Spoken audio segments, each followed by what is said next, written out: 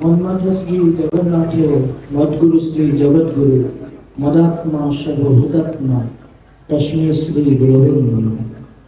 প্রাণর ঠাকুর মোর জগৎ জননী শ্রী শ্রী বর্মা পূজ্যপাদ শ্রী শ্রী পদ্মা আজীর সংঘমিতা আচার্য দেবঙ্গ শ্রীচন্দ্রের প্রণাম। সৎসঙ্গে উপস্থিত বরেণ্য ঋত্বিক দেবতা, সৎসঙ্গে উপস্থিত মাতৃমণ্ডলী, ছোট ছোট পিলাମାନେ, গুরু ভ্রাতা, মাইক যদি শুনি ଦେଉଥିବା ଅଗଣିତ ସତ୍ସଙ୍ଗ ପ୍ରେମୀଙ୍କୁ ମୋର ଆନ୍ତରିକ ରାୟ ଏବଂ ଜୟ ନିବେଦନ କରେ।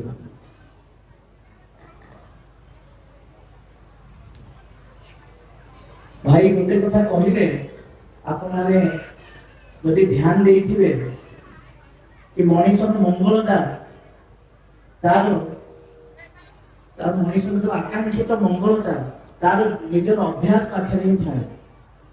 ସେଥିପାଇଁ ମୁଁ ସମସ୍ତଙ୍କୁ এই সৎসঙ্গর অধিবেশনের আরম্ভ পূর্বরু পুরি ଥରେ নিবেদন করে দয়াল যেমন জীবনটা অଛନ୍ତି সেটি আমরা পাখ লোকর মঙ্গলটা যদি আমি ব্যাহত করুছে তা সহিত কথা হইকি সেটু টিকে নিবৃত রহিবাটা নিজ মঙ্গল তথা তার পাখ লোকর মঙ্গল পাই মধ্যে উদ্দিষ্ট।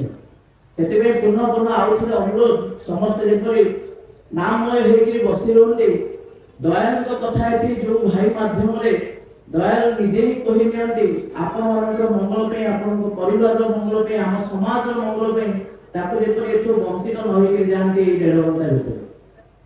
ମହାଭାରତ ସମୟରେ ଗୋଟେ କଥା ମନେ ପଡେ, ଯେତେବେଳେ ମହାଭାରତ ଯୁଦ୍ଧର ଶେଷ ହେଇଛି, ଭଗବାନ ଶ୍ରୀକୃଷ୍ଣ ଯେତେବେଳେ ଯୁଦ୍ଧ ସାରିକି ଆସିକି ଦ୍ୱାରିକାରେ ପହଞ୍ଚନ୍ତି, ସେତେବେଳେ ମା ରୁକ୍ମିଣୀ ଆସିକି ପଚାରୁଛନ୍ତି, ହେ ପ୍ରିୟ ପ୍ରାଣନାଥ, ଆପଣ ଏତେ ବଡ଼ ଦଣ୍ଡ ବିଧାନ କାହିଁ କଲେ? ଦ୍ରୋଣ, ଭୀଷ୍ମ, କର୍ଣ୍ଣ ଅଙ୍କ ଭଳିଆ ତପସ୍ୱୀ ଯିଏକି ପରମ ଧାର୍ମିକ, ତାଙ୍କ ଜୀବନର ମୃତ୍ୟୁର କାରଣ ଆପଣ କାହିଁକି ହେଲେ? ଧ୍ୟାନ ରଖିବେ, ଭଗବାନ ଶ୍ରୀକୃଷ୍ଣ କହୁଛନ୍ତି ସେ ସାରା ଜୀବନଟା ପୁଣ୍ୟ କଲେ, କିନ୍ତୁ ଗୋଟେ ଗୋଟେ ଛୋଟ ଛୋଟ ଘଟଣା ବି ସମସ୍ତ ପୁଣ୍ୟକୁ ଧ୍ୱଂସ କରିବାରେ ସହାୟକ ହୁଏ। ଉଦାହରଣ ଦେଇକି କହୁଛନ୍ତି, ଯେତେବେଳେ ମା ଦ୍ରୌପଦୀଙ୍କର ବସ୍ତ୍ରହରଣ ହେଉଛନ୍ତି, ସେତେବେଳେ ଭୀଷ୍ମ ପିତାମହ ଦ୍ରୋଣାଚାର୍ଯ୍ୟଙ୍କ ଭଳି ଲୋକମାନେ ଯଦି ଚୁପ୍ ନ ହୋଇଥାନ୍ତେ ହୁଏତ ସେଇଟା ଭାରତ ବର୍ଷ ପାଇଁ ଆଜିକା ସମୟରେ ଗୋଟେ ବରଦାନ ହେଇଥାନ୍ତା। କର୍ଣ୍ଣଙ୍କ କଥା କହିବା ପାଇଁ ଯାଉଛନ୍ତି, କର୍ଣ୍ଣ ମହାଦାନୀ ଥିଲେ, କିନ୍ତୁ ଯେତେବେଳେ ଅଭିମନ୍ୟୁ ଚକ୍ରବ୍ୟୁହ ଭିତରେ ପଡିକିରି ଯେତେବେଳେ ପାଣି ପାଇଁ ଚିତ୍କାର କରୁଛନ୍ତି, ସେତେବେଳେ କର୍ଣ୍ଣଙ୍କ ପାଖରେ ପାଣି ଥାଇକିରି ମଧ୍ୟ ସେ ପାଣି ମୁଣ୍ଡରେ ଦେବା ପାଇଁ କୁଣ୍ଠିତ ହେଇଥିଲେ। ଭାବନ୍ତୁ, ସମଗ୍ର ଜୀବନ ଜନ୍ମ ଠାରୁ ଆରମ୍ଭ କରିକିରି ଜୀବନର ସେଇ ଅଧ୍ୟାୟ ପର୍ଯ୍ୟନ୍ତ ଯେତେ ପାପ କରୁଥିଲେ, ଗୋଟେ ଗୋଟେ କ୍ଷଣରେ ବି ସେଇଟାକୁ କେମିତି ନିଜ ଜୀବନଟାକୁ ଧ୍ୱଂସ କରିବାରେ ସହାୟକ ହେଲା। ଦୟାଳଙ୍କ ପାଖକୁ ଆସିକି ଦେଖୁ ଅନେକ ଜାଗାରେ ଯୋଉ ଗୁରୁ ଭାଇ ଓ ମା ମାନେ ଅନୁରାଗ ରଖିକିରି ଦୟାଳଙ୍କ ପ୍ରତି ବିଶ୍ୱାସ ରଖିକିରି ନିଷ୍ଠାର ସହିତ ଇଷ୍ଟ କର୍ମରେ ଲାଗିଛନ୍ତି, ସେମାନଙ୍କର କର୍ମଫଳତା କିପରି ନିୟନ୍ତ୍ରିତ ହେଇଯାଉଛି। ଆହୁରି ଅନେକ ଜାଗାରେ ଦେଖାଯାଏ ନିଜର ଏଇ ଯେ ଟିକେ ଲେଖାନ୍ତି, ଯାହାକୁ ଆମେ ଗୋ ବିପିନ ନେଚର ବି କହୁ, ଶିଥିଳତା ବି କହୁ, ତା ଭିତରେ ଯେତେବେଳେ ଆମେ ଇଷ୍ଟ କର୍ମରୁ ବଞ୍ଚିତ ରହୁ, ସେ ସମୟରେ କେମିତି କର୍ମଫଳଟା ଆମକୁ ଧରି ରଖେ। ସତ୍ସଙ୍ଗର ଆଲୋଚନାର ଅନେକ ଥର ଶୁଣିଛୁ, ଯେବେ ପର୍ଯ୍ୟନ୍ତ ଆମେ ଶ୍ରୀ ଶ୍ରୀ ଠାକୁର ସତ୍ସଙ୍ଗର ହାତରେ ଥାଉ, ସେତେବେଳେ ପ୍ରଭୁଟି ଆମ ଠାରୁ ଦୂରେଇ ରହିଥାଏ। ଯେତେବେଳେ ଆମେ ସତ୍ସଙ୍ଗ ସତ୍କର୍ମରୁ ଇଷ୍ଟ କର୍ମରୁ ଦୂରେଇ ଯାଉ, ସେତେବେଳେ ପ୍ରଭୁଟା ଆମ ଭିତରକୁ ମାଡ଼ି ମାଡ଼ି ଆସେ। ଅନେକ କିଛି ଘଟଣା ଅଛି। ମାର୍କଣ୍ଡେୟ ମୁନିଙ୍କ କଥା ଆପଣମାନେ ସମସ୍ତେ ଶୁଣିଛନ୍ତି, ତଥାପି ସତ୍ସଙ୍ଗରେ ଶୁଣିବାର କିଛି ନିଆରା ସ୍ୱାଦ ଥାଏ। ମାର୍କଣ୍ଡେୟ ମୁନିଙ୍କ ପିତା ମହର୍ଷି ମର୍କଣ୍ଡ, ଯେତେବେଳେ ସେ ତାଙ୍କର କୌଣସି ସନ୍ତାନ ନାହିଁ, ପୁତ୍ର ସନ୍ତାନ ନାହିଁ, ସେ ଯେତେବେଳେ ତପସ୍ୟା କରୁଛନ୍ତି, ସେତେବେଳେ ବ୍ରହ୍ମା ଆସିକି ତାଙ୍କୁ ପଚାରୁଛନ୍ତି, ଆପଣଙ୍କୁ ବୈଶିଷ୍ଟ୍ୟ ଯୁକ୍ତ ସ୍ୱଳ୍ପାୟୁ ପୁତ୍ର ଦରକାର ନା ବୈଶିଷ୍ଟ୍ୟ ଭରା ଦୀର୍ଘାୟୁ ପୁତ୍ର ଦରକାର? ଯିଏ ପଣ୍ଡିତ, ଯିଏ ମହର୍ଷି, ଯିଏ ଜ୍ଞାନୀ, ସେ ଚାହିଁବ କି ନାଇଁ ତାର ଏଇ ଯେ ଜାତିଟା, ତାର ଏଇ ଯୋଉ ଯୋଗ୍ୟତାଟା, ତାର ବଂଶର ଯେପରି ଅପମର୍ଯ୍ୟାଦା ନ ହୁଏ, ସେଥିପାଇଁ ସ୍ୱଳ୍ପାୟୁ ଯୁକ୍ତ किंतु वैशिष्ट्ययुक्त आउ गुणी पुत्र से कामना करे। मार्कंडेय मुनि जन्म हुए बयस 16 वर्ष बयस पर्यंत आयु से जेते कहते पिता एटा शिखाते कि जब महाकालंकर महादेव शिवंकर उपासना करा जाए ताले मृत्यु मध्य दूरे रहे। से महाकालंकर साधना करुछन्ति जम आसिक जेते बारंबार फेल्योर होछन्ति सेटाले महादेव शिव विव्रत हेकरी जम को त्रिशूल धरिकरी उड़ौछन्ति जहा द्वारा कि ताकर भक्त रक्षा पाई पारिबे। आमे माने भक्त प्रहलादଙ୍କ कथा जानिछे जेतेबेले तांकर पिता हिरण्यकशिपु ताको बारंबार ताको मृत्यु मुखरे पकेवा पई चेष्टा करी मध्य किपरि भाबरे सेटरे सफल होई पारेनी। ता पछरे जदि कारण देखिबा ताले गोटे कथा होची कि ईश्वरଙ୍କ प्रति अनुराग। सत्संग सुनी जे इष्टଙ୍କ प्रति अनुराग हमको रक्षा करे। इष्ट जेतिके रक्षा करନ୍ତି ताको अनुराग हमको रक्षा करे। सेथिबाई एई जे दैनन्दिन जीवन रे हमको इष्ट कर्म भितर रहे पे श्री श्री ठाकुर एई कथा अभयवाणी देके गले कि महा पाप करता गोहत्या नारी हत्या ब्रह्म हत्या करता मते टिके तोर हृदय रे स्थान दे तोर सब पाप ताको धोई देबी। पुनी सत्यानुसरण रे कहिले कि तो दुर्नयन पई तते आउ भाबियो को पड़िबो। पुनी आउ गोटे जगह हम देखिजु दयाल एटा कहउछन्ती कि सारा जीवन ता तो काटी देलु केते कोन करबे एई जन्मटा एई ब्राह्मण हाथ में दे दिए। श्री श्री ठाकुर जे कि gorgeously simple vitally to live abnormally normal तांको पाखरे ठाकुर ससरे थिबा अवस्था रे जेतले ताकर भक्त वृंद माने थिले अनेक किछि घटना देखा जाय। ता पूर्वरु आउ गोटे घटना आपनका पर उपस्थापन करिवि। यूरोपियन जने व्यक्ति 1903 मसिया घटना तांको ना हेनरी तांको भौणी जनको अतिष्ट भावरे भलो पाई बसन्ते किंतु से जहा को भलो पांदी से तांको प्रति केवल गोटे सामयिक प्रेम थाए। आउ उत्तिष्ठ हेकि से जेते तांको भौणी हेनरी को भौणी जेतेले से भलो पाउथिया मनुष्य को विवाह पई कहंती से तांको मना करंती। से आसीकरी अतिष्ठ हेकि भाई को कहंती ए घटना भितरे हेनरी कहंती मु जदि भौणी रो ए अवस्था अछि ताले मु किछि ओटे स्टेप नेबी। किंतु घटना समय ताको भौणी मध्य मृत्युवरण करछन्ती ए अवस्था रे पड़ी गेली। आउ से हेनरी जे से राग गर्व धरिकरी जाउछन्ती से व्यक्ति को गोली मारिया पे आउ जेते गोली मारछन्ती तांकर एठी कान देइकरी खसी जाउछ गोलीटा इंजोर हे जाउछन्ती कि से गोलीटा जाइकरी ओते गछरे लाखी के रहउछ। समय क्रम जेतेबेले हेनरी को विवाह हेछि आउ से तांको स्त्री जेतेले घर तैयारी करिया पे जाउछन्ती आउ तांको जेतेले काठर दरकार पड़िति फर्निचर पे से गछटा तांको घर पाखरे थिला जेंटा ताको जेतेले ब्लास्ट करिकरी फर्निचर बनाया पे जानती हठात से गुड़ीटा आसिकरी हेनरी को मुंडे रे बसिकरी तांको मृत्यु कारण। कहबार उद्देश्य या कि कर्मफल आमे जोटा करिथाउ सेटा बुलिबा कि हमको आशीर्वाद थय। केवल और केवल पुरुषोत्तम को संस्कार हमको से कर्मफल रक्षा करे। घटना गोटे 1903 मसियार ननी गोपाल दे जे कि जने सेई समय ब्रिटिश को विरोध रे संग्राम चलैथिबा जने संग्रामी जे कि अनेक किछि स्वाधीनता संग्राम पे अनेक किछि स्टेप नेथिले जहा कि ब्रिटिशर मानकर आखिरे पड़िकरी तांको से गोटे स्वदेशी आतंकवादी रो गोटे ना तांको प्रेडिक्ट करा जाउछला। से जेतेले तांको भौणी को घर को आसंती तांको हिमायत करे तांको भौणी आ भौणी तांको कहंते तुमे जाई कि टिके श्री श्री ठाकुर को दर्शन लाभ करो हुए तो तुमको किसी रास्ता मिल पारे।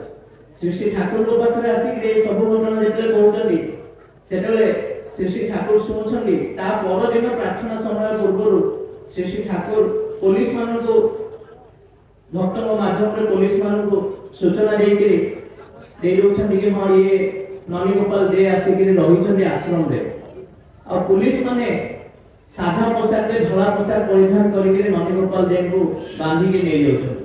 सेई समय ननी गोपाल दे बहुत भयंकर भाबरे चित्कार करछंती कि आज जदि मो पाखरे रिवॉल्वर थांता आपनकर गुरुगिरी छड़े देई थाते एठी रिवॉल्वर मार देई था। ठाकुर किछि कहउना एते कहउछंती जदि किछि तमे भूल काम करिछ ପାପ କରିଛ କି ଦେଶ ବିରୋଧୀ କାମ କରିଛ, ଟିକେ ଏଇ ଯୋଉ এই দোষ স্বীকার করনেওয়াটা কোন অসুবিধা আছে? এই যে দণ্ড বিধানକୁ মানি নেবারে কোন অসুবিধা আছে? সে রাগ তত্ত্বরে যাଉଛନ୍ତି, পুলিশ মানে ନେଇ ଯାଉଛନ୍ତି, 3 মাস ବିତି ଯାଇଛି। ଶ୍ରୀ ଶ୍ରୀ ଠାକୁର ସରକାର ଦାଙ୍କୁ କହୁଛନ୍ତି ତାଙ୍କୁ ଯାଇକି ଭୋଳାନାଥ ସରକାର ଦାଙ୍କୁ କହୁଛନ୍ତି ତାଙ୍କୁ ଯାଇକି ମୁକୁଳେଇ ଆଣିବା ପାଇଁ। ସେ କୋଲକାତାର ଦମଦମ ଯୋଉ ଗେଟ୍ ଅଛି ସେଇଠି ରହିଛନ୍ତି। ଆଉ ଯେତେବେଳେ ଯେଉଁ ଦିନ ଭୋଳାନାଥ ସରକାର ଯାଉଛନ୍ତି ସେଦିନ ପ୍ରଚଣ୍ଡ ବର୍ଷା ହେଇଛି ରାତିରେ। ସେ ନାମ କରୁଛନ୍ତି ଆଉ ଏଇଟା ପ୍ରାର୍ଥନା କରୁଛନ୍ତି, ସଂଶୟ ଅଛି ମନରେ କି ମତେ ଠାକୁର ଇଏ କି କଠିନ କାମରେ ପକେଇଦେବେ।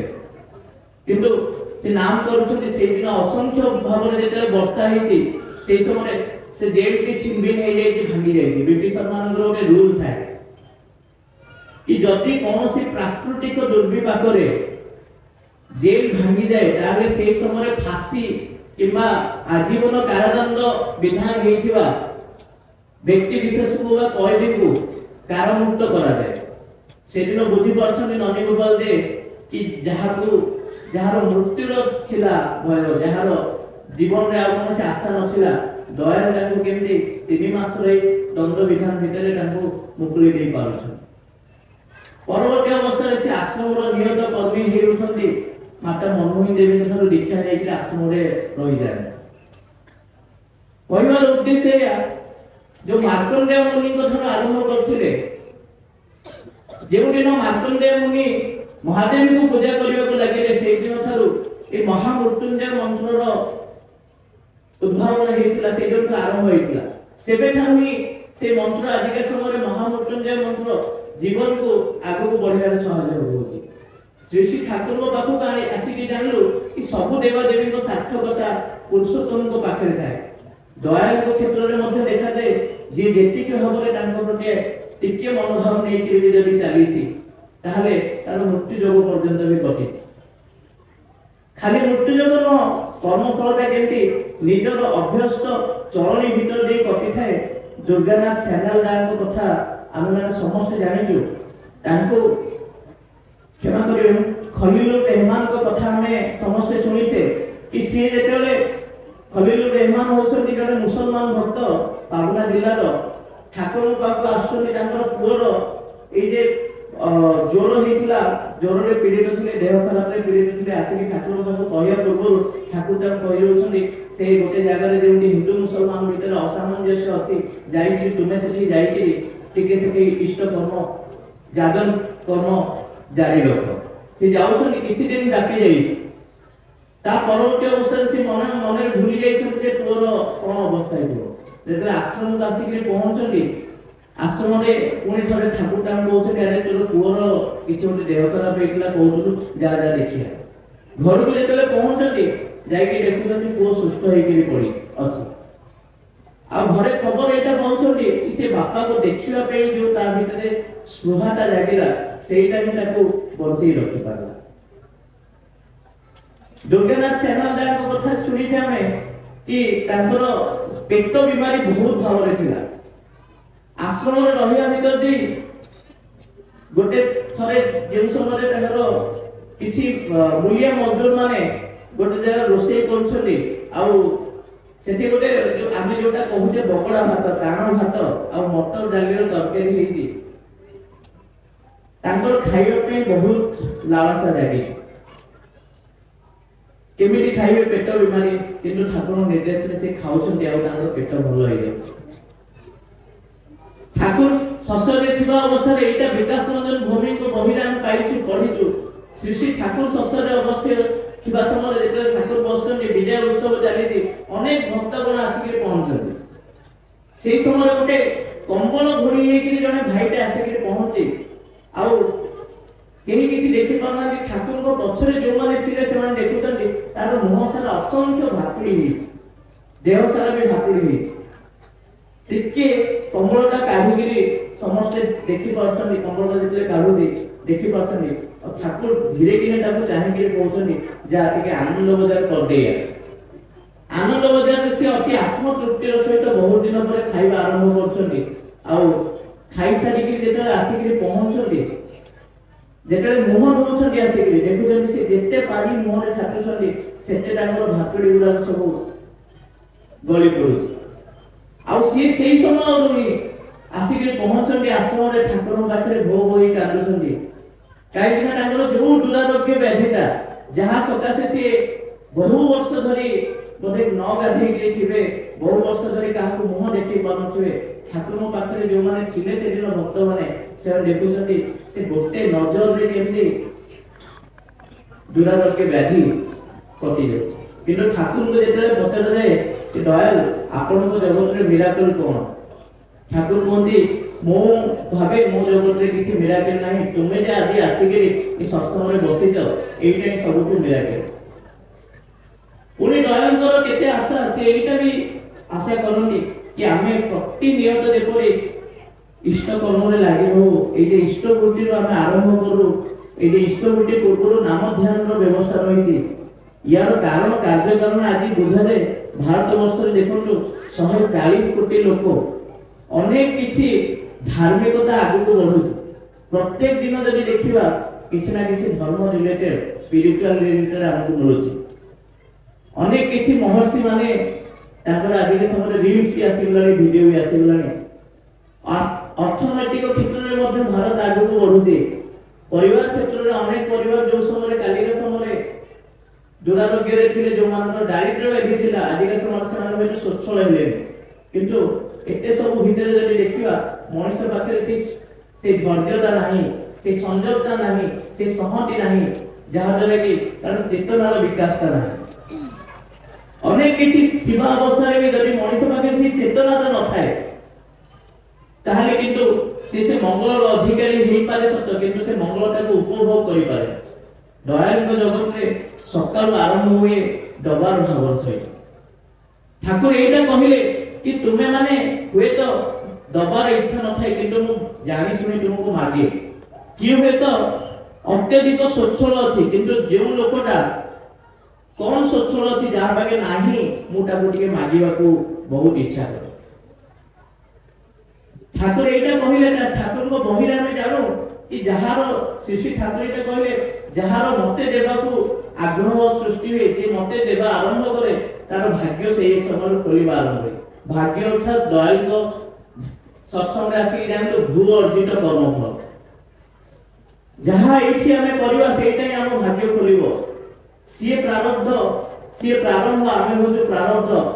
ଦୟାଳ এই যে সকাল ইষ্টভূতির কথা দেলে, নামধ্যানর কথা দেলে, শ্রোত অনুজ্ঞার কথা দেলে, যে এটাকে মেকানিক্যাল ভাবে করে তার চেতনাটা সেই প্রকার, যেটাকে নিষ্ঠার সহিত করে তার চেতনাটা বহুত আগুন যায়। মালিকার আমি শুনিছু ঝাড় বাল ধরে যেতিকি রহিবে বিহন হইবে সেই। কিন্তু আজিকা সময় কোন হচ্ছে আপন দেখন্তু সমস্ত আমি সোশ্যাল মিডিয়া সহিত সংশ্লিষ্ট জড়িত। এমিতি গোটে সপ্তাহ ନାହିଁ ଯୋଉ ଦିନ କି ଆମର ସୋସିଆଲ ମିଡିଆରେ ରିଚ୍ ଶବ୍ଦଟା ଆମେ ଦେଖିବାକୁ ପାଉନଥିବ। ତାହେଲେ ଏତେ ସବୁ ଉନ୍ନତି ଭିତରେ ମଣିଷ କାହିଁକି ଏହି ଅକାଳ ମୃତ୍ୟୁରେ ପଡୁଛି? କଣ ରହିଛି? କାହିଁକି ନା ତାର ମାନିବାଟା ଟିକେ କ୍ଷଣ ହେଇଯାଇଛି।